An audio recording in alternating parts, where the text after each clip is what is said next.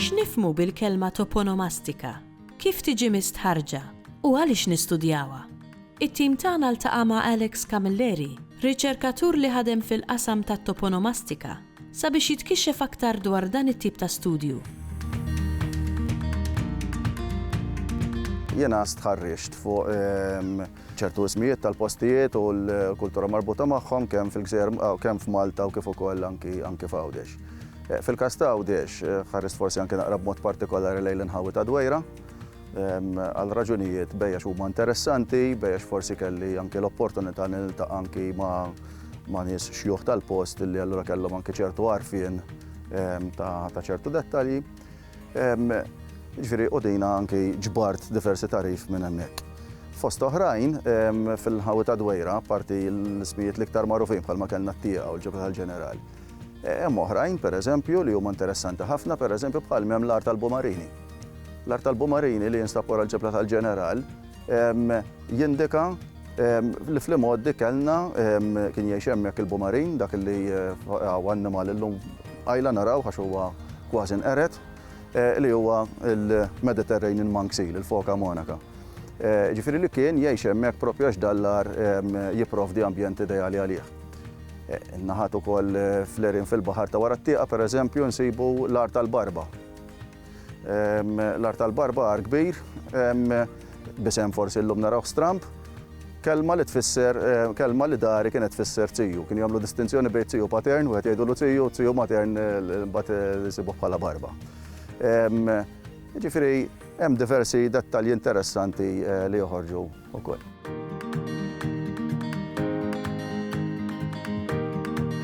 Pereżempju n-naħa tal-qala insibu l-awajriet. Awajriet, plural ta' awajra, awajra huwa għar żgħir. Fil-fatt huwa post fejn għandna diversi erjen żgħar fil-baħar illi nsibuhom hemmhekk. Għandna pereżempju wieħed mill-ogħla sisien li għandna, Ras il-Wardija. Pereżempju l-kelma Wardija li anke nsibuha f'Malta, però f'Għawdex għandna proprju Ras il-Wardija bejn Dwejra u Xlendi. Wardija hija taħsira tal-kelma Taljana gwardja. Huwa post fil-għoli, post anki strateġiku ġifir fejn il-kosta tilwi f'daqqa u post li kien allura tajjeb ħafna biex minnu ssir il-assa. Għandna mbagħad il-postijiet li huma msemmijin għal kappelelli hemm jew nkella kappelelli kien hemm dari. Ġifieri naf jekk aħna nitkellmu dwar Għawdex però għandna l-gżira ta' Kemmuna li tagħmel Għawdex ukoll. Naf pereżempju jekk għandna in-naħat ngħidhom Santa Marija da magħrufa bħalissa l-bajja għalhekk, hemmhekk għax hemm il-kappella li għadha teżisti hija magħrufa bħala waħda mill-eqdem kappella eżistenti. Għandna wkoll pereżempju l-bajja l-oħra ta' San Niklaw. Illum ma tara xejn, però hemm xi jindika li seta' kien hemm xi kappella oħra hemmhekk pereżempju.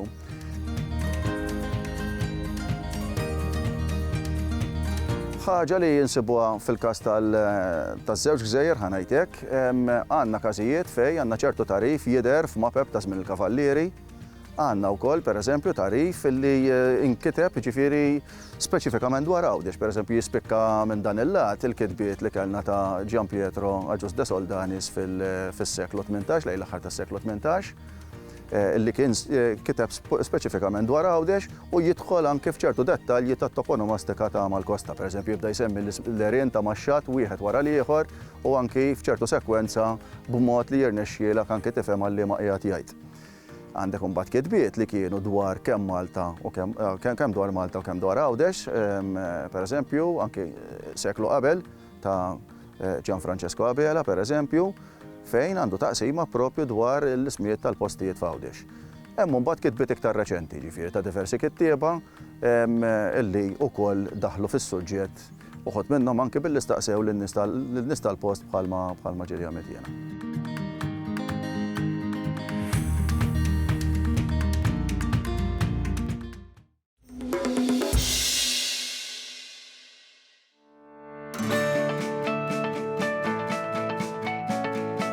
Minu Ġużi u min huma ħbibu?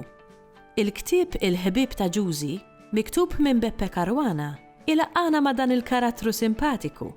It-tim tagħna qalleb il-paġni ta' dan il-ktieb sabiex isir jaf aħjar lil din il-klikka ħbieb.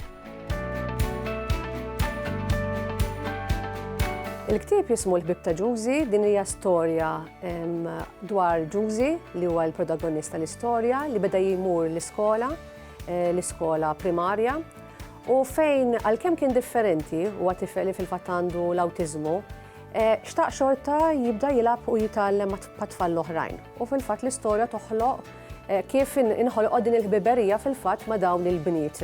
U kif dawn il-bniet li m'għandhomx l-awtiżmu enuh u jistgħu jgħinuh fil-fatt biex hu jkompli dejjem jimxi iktar il-qudiem. Giusy beda jmur l-iskola. Fl-iskola kollox kien ġdid għalih. L-iskola kien hemm ħafna tfal, tgħallem ħafna affarijiet ġodda. Giusy kien differenti, kellu sfida biex jitkellem u mġiba mhux bħal tat-tfal l-oħrajn. Imma Giusy xorta rid jilab ma' tfal, beda jiġri madwarhom biex jurihom li xtaq jilab magħhom. Mhux kulħadd rid jilab miegħu, iżda kien hemm grupp ta' bniet li ħadu grazzja miegħu.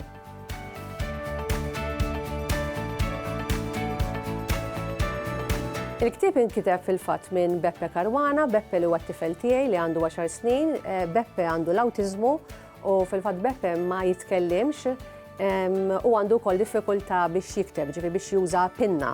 Imma xorta jesprimi ruħu billi juża metodu li huwa metodu fejn għandu ikollu letterboard u ju jipponta ittra u jaqgħad kelma u mbagħad eventwalment jaqgħad is-sentenza.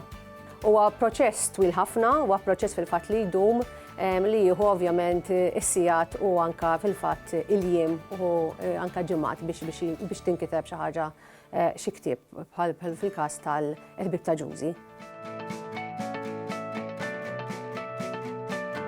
Dal-ktieb ġie miktub għal tfal bej 5 u 7 snin, tfal żgħar li qegħdin jitgħallmu jaqraw u allura jitalmu japprezzaw aktar anke l-lingwa Maltija, tfal li jistgħu ovvjament anke jifhmu id-diversità li ovvjament hemm tfal differenti li jkollhom id-diffikultajiet u li huma jekk għandhom l-awtiżmu jew m'għandhomx l-awtiżmu fl-aħħar mill-aħħar jistgħu jkunu importanti biex jgħinu lill-oħrajn. Naħseb li nispeċifika li ovvjament anke din xi ħaġa li jgħid li Beppe hija li kodba bil-Malti u tfal bl-awtiżmu jaqraw kull ktieb. Imma li jitkellmu fuq l-awtiżmu hemmhekk ovvjament m'hawnx. ċoħe mhux m'hawnx hawn vera ftit. Qegħdin issa naraw kodba, partikolarment qed titkellem kodba bil-Malti. Issa qed nara kodba bil-Malti li qegħdin joħorġu fil-fatt li jitkellmu fil-fatt fuq l-awtiżmu. Naħseb hemm bżonn li jkun hemm aktar kodba li jitfgħu dawl fuq din il-kundizzjoni u kundizzjoni oħrajn fil-fatt ukoll. Darba fost l-oħrajn Giusy kien qiegħed waħdu fil-ground tal-iskola. Daħlu xi subien ikbar minnu u bdew jitku bih. Daħku bih għax ma setax jitkellem u kien iġib ruħu differenti mit-tfal l-oħra. Giusy beda jibża u iktar beda jiġri mal-ground, xtaq li xi ħadd jgħinu. Fil-pront marru jgħinuh Ruby u Alaja. Lis-subien Ruby qaltilhom li ser tgħid lil għalliema u Alaja widbithom li kien imisshom jistħu.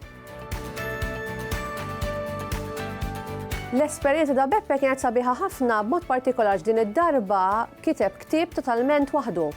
Jiġifieri ma kienx hemm għajnuna min-naħa tiegħi fejn jiena qed norganizzalu iktar l-idejat, imma din id-darba kien hu kompletament qiegħed jesprimi mill-bidu sal-aħħar l-idejat tiegħu b'mod b'mod ċar mingħajr l-ebda għajnuna minn għandi ħlief ovvjament fejn hu qed jispelli jiena qed nniżżel l-informazzjoni.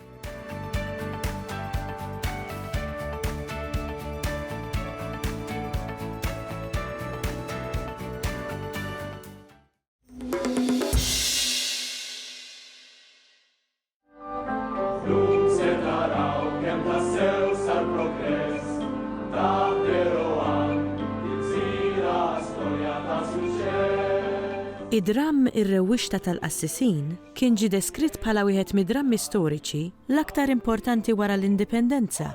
It-tim tagħna ltaqa' mal-awtur ta' dan id-dramm sabiex jara fis-siwi tiegħu u l-kuntest li tella fih.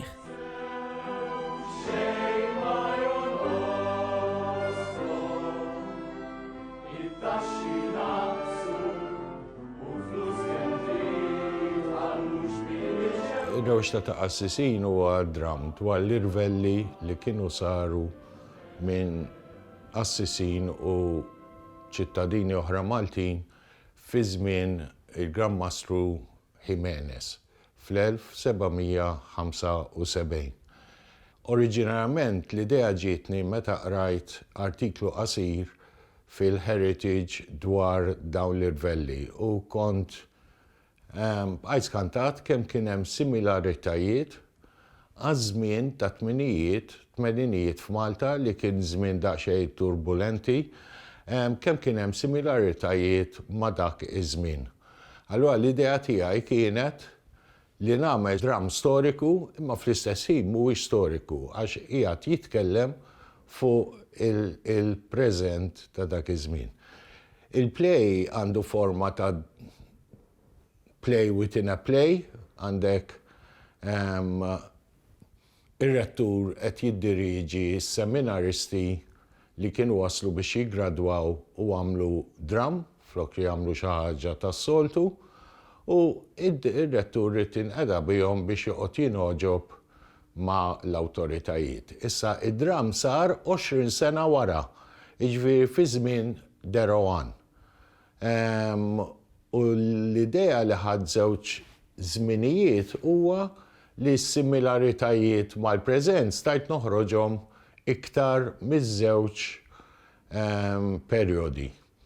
Li hemm tajjeb fiha li kull ħaġa storika li hemm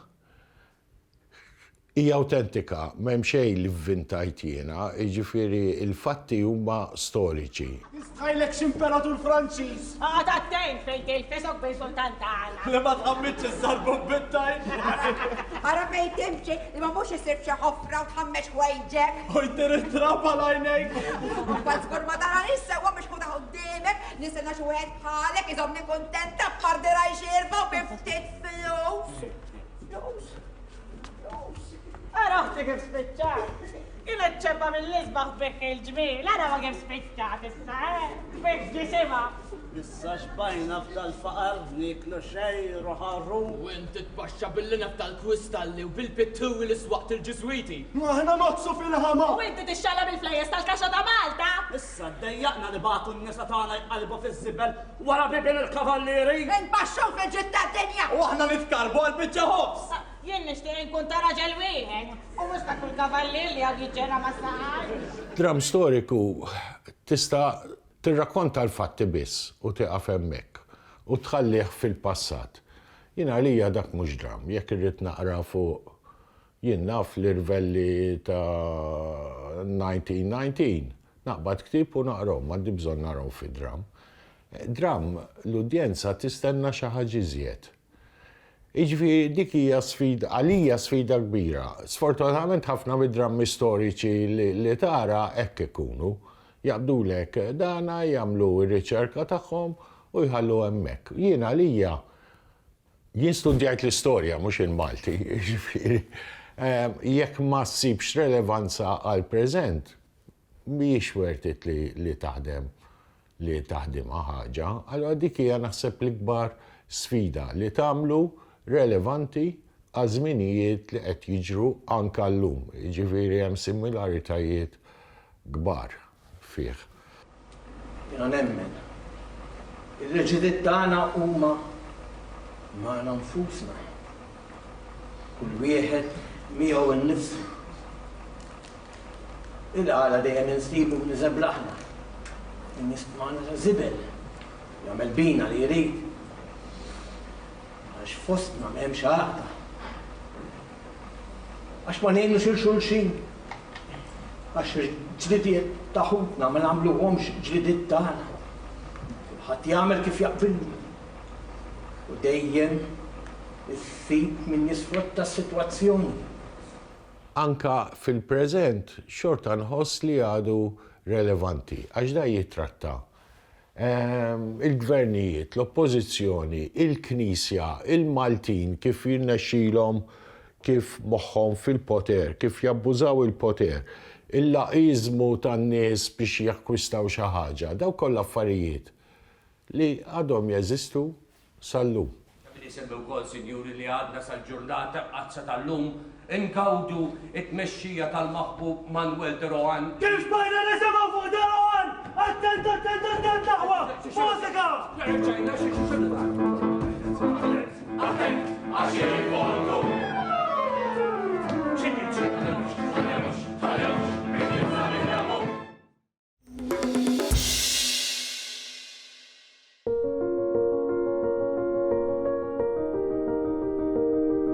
Għal din ir-rokna, it-tim tagħna qasam il-fliegu sabiex jitkellem mal-kittib u poeta Charles Bezzina. X'temi jitratta fil-poeżiji tiegħu, xi stili ħaddem u xi pjanijiet għandu għal-ġejjieni.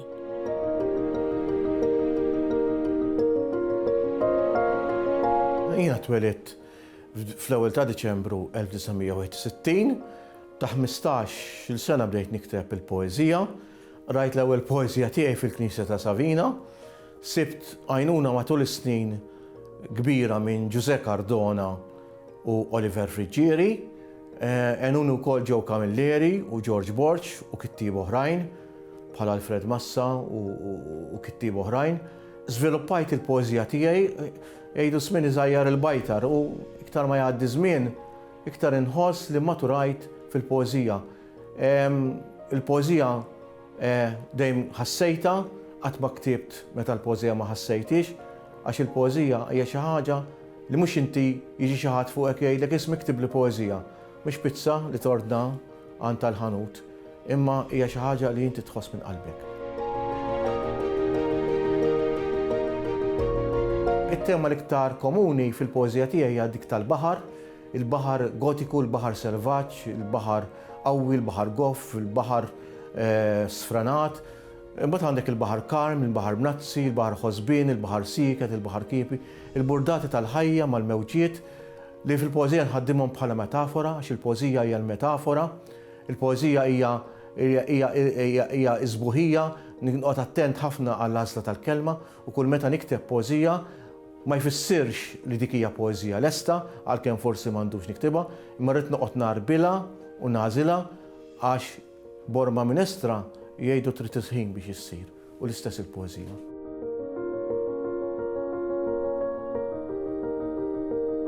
Il-poeżija tiegħi għandha il-libsa tagħha hija tradizzjonali. Dejjem hekk kont bqajt, niftakar meta kien għallimieli l-metrika, u importanti li titgħallem il-metrika u l-prosodija sewwa, ħalli mbagħad tisperimenta lil in. Giuseppe Cardona kien qalli jekk trid tista' tisperimenta lil in. Imma jien dejjem bqajt marbut mal-versi tradizzjonali biss b'sustanta ġdida. Għax jiena rrid iwassal xi ħaġa moderna, mhux xi ħaġa li diġà ntqalet. Imma importanti li taqra l-qadim biex tkun taf il-ġdid. U fl-aħħar nett ngħid li l-poeżija tiegħi hija bħal dak fl-ixkun li għandek minn barra fl-ixkun qadim, però l-inbit ta' ġefeħ huwa ġdid.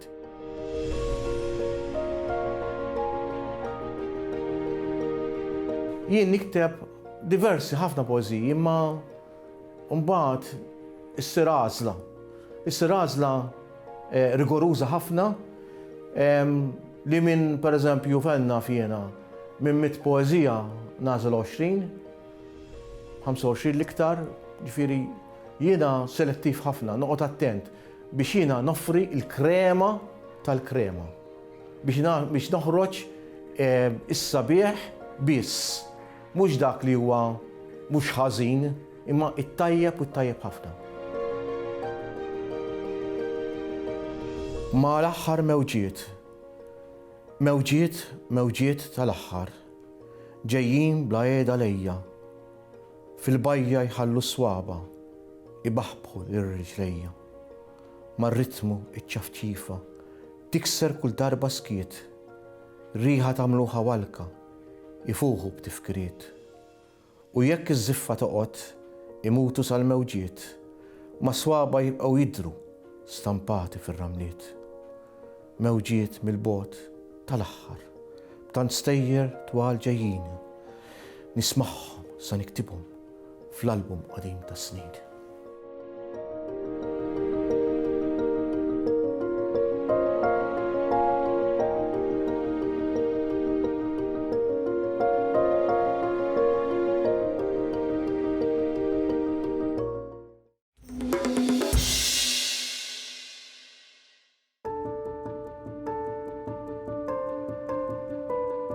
X'nifhmu biha l-kelma almanakk u x'siwi għandhom l-almanakki fil-pubblikazzjoni bil-Malti u fit-tixrid tal-sinna? It-tim tagħna ltaqa' mal-Professur William Zammit sabiex jitkixxef aktar dwar dan it-tip ta' pubblikazzjoni. L-almanakki huma fost l-eqdem forma ta' materjal stampat li ġi żviluppat wara l-invenzjoni l-iżvilupp tal-istampar f'nofs is-seklu 15. Għaliex?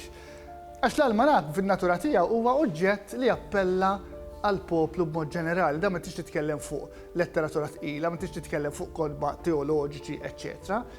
L-almanak essenzjalment fil-bidunet tiegħu kien jikkonsisti fil-ġranet tas-sena, naturalment xar b'kull ġurnata ta' dak ix-xahar, abbinati magħhom ukoll imbagħad il-qaddis jew qaddisin patruni ta' dik il-ġurnata. Jiġifieri fl-iktar forma bażika tiegħu, l-almanak kien il-jum, il-ġranet, ix-xhur u l-qaddisin marbutin ma' dik il-ġurnata. L-ewwel almanakki stampati Malta imorru lura għall-1600, għall-1640-50, jiġifieri meta għandek l-ewwel stampar f'Malta. Kif nafuh dan? Nafuh għaliex kellek ordni mill-Grammassru Laskaris, illi dan it-tip ta' materjal dawn l-almanakki ma setawx ikunu importati f'Malta. Jiġifieri dika saret nafu biċ-ċert biex taġevola l-istampar, kellek l-istamperija f'Malta, stamperija waħda naturalment, biex dak ix-xogħol għall-inqas jibda jsir f'Malta. Fis-seklu 18 imbagħad għaddew 100 sena waqaf l-istampar f'Malta, meta reġa' ġie introdott l-istampar f'Malta, reġa' għandek mill-ewwel l-istampar tal-almanakki. Kienu jkunu żewġ formati differenti. Format fuq karta kbira, jiġifieri inti għandek karta waħda sħiħa, l-ekwivalenti ta' isu A3 tal-lum. Imbagħad kien ikollok ukoll format ta' librett żgħir. U daw kienu joħorġu kull sena. Naturalment dawn ma kinux bil-Malti. L-almanak bil-Malti evolva matul is-seklu 19. Jiġifieri matul is-seklu 19 imbagħad, speċjalment wara l-libertà tal-istampar wara l-1839, se jkollok kwantità ta' almanakki illi bil-mod il-mod ukoll qed jevolvu. Bil-mod il-mod ma baqgħux biss il-jiem tas-sena, il-jiem tax-xahar u l-qaddis, imma tibda jkollok ukoll informazzjoni iktar varjata, fosthom importanti ħafna fejn jidħol il-kuntest Malti, letteratura bil-Malti, poeżiji bil-Malti, taqbil bil-Malti, din it-tip ta' informazzjoni. Daw l-almanakki, speċjalment l-almanakki Maltin tas-seklu 19 u bidu tas-seklu 20, ħaqhom studju fid-dettall, għandek ħafna materjal, ħafna drabi minn sifihom din hija l-letteratura popolari, din hija l-letteratura tal-poplu, kienet tasal iktar għand il-poplu, illi għadha mi studjata biżżejjed. Jiena nista' nsemmi ftit eżempji, għandek wieħed mill-ewwel almanakki bil-Malti, l-almanak tal-Bidwi. L-almanak tal-Bidwi ħareġ fl-1849 u reġa' ħareġ għat-tieni darba fl-1850. Jiġifieri dan għandek xahar b'xahar ix-xogħol tal-Bidwi Malti fir-Raba bil-Malti. Jiġifieri dan huwa xi ħaġa ta' importanza, dan qed juri mhux biss l-iżvilupp tal-almanakki, imma qed juri wkoll l-importanza ta' dan it-tip ta' xogħol, l-importanza li isma' dan huwa letteratura għall-poplu, dan huwa letteratura għan-nies komuni, għan-nies għall-maġġoranza tal-poplu illi kienu f'dan it-tip ta' mistier. Illum il-ġurnata l-almanakki jekk ma mitux għal kollox, jekk fadal qegħdin naħseb jiena f'agonija, ġifieri bħal ħafna materjali ieħor stampat, illum postu qed joħodlu il-materjal digitali. Ġifieri illum għandek il-materjal digitali, illum għalfejn ħanużaw l-almanak, għalfejn ħanużaw il-kalendarju, meta llum għandek il-mezzi fuq l-internet, il-mezzi digitali illi ħassib din l-informazzjoni kollha. Jiġifieri l-almanak illum ħanajdu hekk miet jew qiegħed fl-afja tal-mewt tiegħu. L-almanakki tal-passat huma patrimonju importanti, patrimonju rik, ħafna drabi mhux faċli ssibhom, ħafna drabi hija tip ta' letteratura illi tintrema, kultant laqas fil-kollezzjonijiet pubbliċi ma ssibhom, u allura dal-patrimonju mill-passat żgur jixirqlaqlu li nippreservawh u nistudjawh.